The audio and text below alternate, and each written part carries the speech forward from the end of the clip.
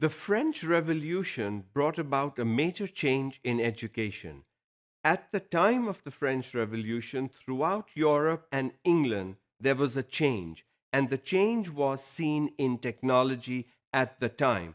At that time, technology focused on development of new machinery and new items coming out of the mechanical world.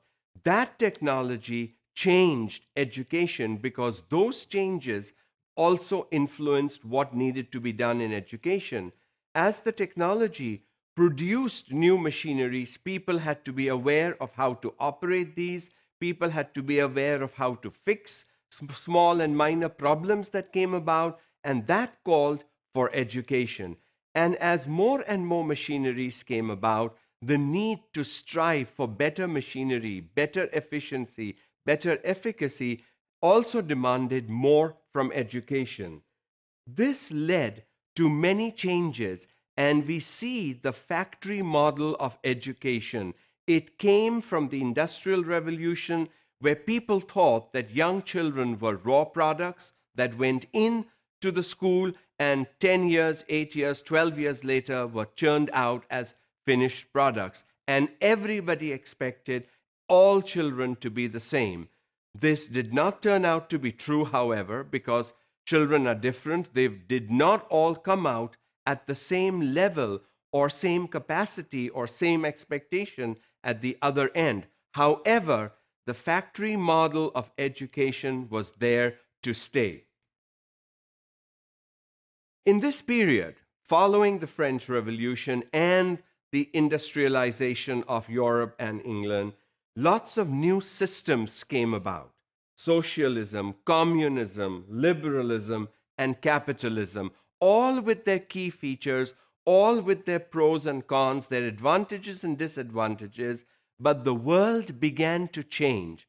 Some people believed in social equity. Some people believed in no, if you can do better and earn more, that's what you should be able to do. And the major difference was in capitalism and communism.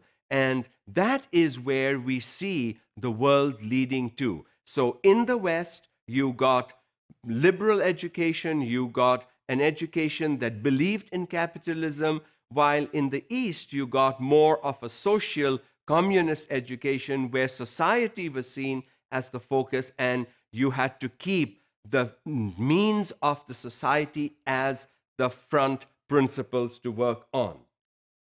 The French Revolution and industrialization also brought about free thinking, because unless you were able to think free, you were not able to innovate, you were not able to change, you were not able to invent.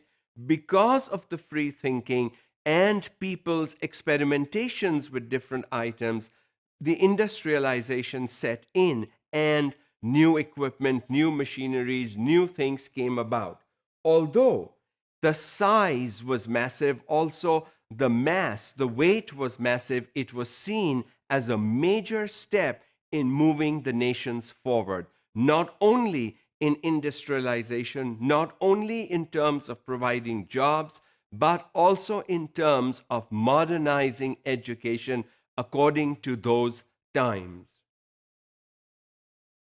Education was needed by large masses. As more jobs opened up, as more people began to work, as more people wanted to move in the job market, more people needed an education. It was not just young children, adults needed education, because as new machinery and equipment came about, you could not train young children on how to use that machinery, but you could train adults. And so the need for education, the need for language, the need for communication, the need for cooperation was seen as critical, and more people came into receiving an education. New philosophies also came about at this time. Materialism, socialism, positivism are some examples. As the industrialization progressed and more products came out into the market, it led to the development of materialism. People were now wanting materials.